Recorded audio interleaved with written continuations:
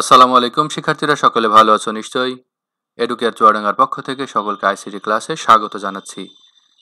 আমাদের চ্যানেলে C programming এর উপর ধারাবাহিক ক্লাস দেওয়া হচ্ছে। আশা করি তোমরা আগের ক্লাসগুলো দেখে নিয়েছো।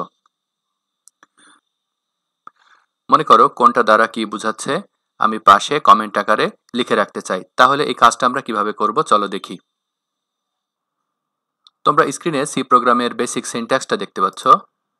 ইনক্লুড stdio.h, এটা দ্বারা হেডার ফাইল বোঝায়, তাই আমরা এখানে ডাবল স্ল্যাশ দিয়ে লিখব header file. Integer main function, এটা দ্বারা মেইন ফাংশন বোঝায়, তাই আমরা এখানেও ডাবল স্ল্যাশ দিয়ে লিখব মেইন ফাংশন।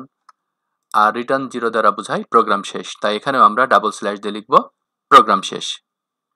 খেয়াল করো আমাদের যে কমেন্টগুলো ছিল এগুলো হলো সিঙ্গেল লাইনের কমেন্ট, আর সিঙ্গেল লাইনের কমেন্টের ক্ষেত্রে আমরা ডাবল স্ল্যাশ দিয়ে সেই কমেন্টটা লিখব।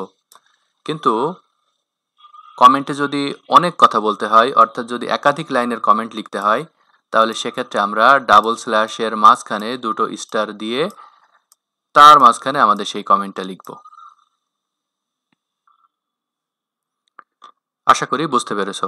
সকলকে ধৈর্য ধরে ক্লাসটি দেখার জন্য অনেক ধন্যবাদ। আসসালামু আলাইকুম।